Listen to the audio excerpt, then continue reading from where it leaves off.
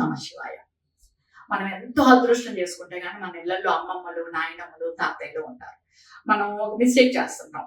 వాళ్ళు చాలా విషయాలు ఇన్వాల్వ్ అయ్యి హ్యాపీగా యాక్టివ్‌గా ఉంటున్న వాళ్ళు ఏం చేస్తారంటే ఓవర్ లవ్ వల్ల మీరు ఇంక హ్యాపీగా పక్కన కూర్చోండి, టీవీ చూసుకుంటా ఉండండి జాలీగా అని చెప్పేసని గబక్కన సెట్ చేసేస్తాం. వాళ్ళకి వచ్చిందే మన లవ్ వచ్చిందే అర్థం కాదు. మనం ఇగ్నోర్ చేస్తున్నాం, నెగ్లెక్ట్ చేస్తున్నాం అనే విపరీతమైన బాధతో వచ్చిందే.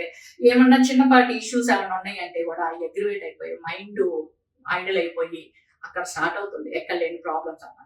నేను చెప్తుంది ఏంటంటే ఒకేసారి వాళ్ళని అట్లాగ వచ్చింది సైట్ తీసేదానికంటే వంటలు చేసుకుంటా ఉండే వాళ్ళని వచ్చింది హ్యాపీగా వచ్చి నువ్వు కూరగాయలు కోసి అని చెప్పి నిదానంగా వాళ్ళకి తెలియకుండానే అదే పూజలు చేసే వాళ్ళకి వచ్చింది సత్తులు తోవులు మనం చూసుకొని హారతి ఇవ్వు, మేము కూడా హారతి తీసుకుంటాం హ్యాపీగా అని చెప్పేసి ఆమెకు సంబంధించిన మనుషులకు సంబంధించిన టాపిక్స్ మాత్రం తనతో షేర్ చేసుకుంటా.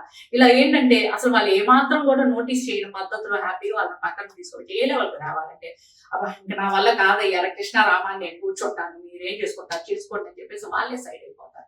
దానివల్ల ఏమవుతుందంటే వాళ్ళకి ఎటువంటి ఫీలింగ్స్ లేకుండా ఎటువంటి హెల్త్ ఇష్యూస్ లేకుండా హ్యాపీగా వాళ్ళు లైఫ్ లీడ్ చేస్తారు. అట్ ద సేమ్ టైం వాళ్ళలో మ్యాటర్ వచ్చింది మనకు పెద్ద ఫీలింగ్ బాధో లేకపోతే బర్డన్ ఏమీ లేకుండా మనం కూడా సంతోషంగా ఉండొచ్చు. చెప్పింది అర్థమైంది అనుకుంటున్నాను. ఫాలో అవ్వండి. Thank you.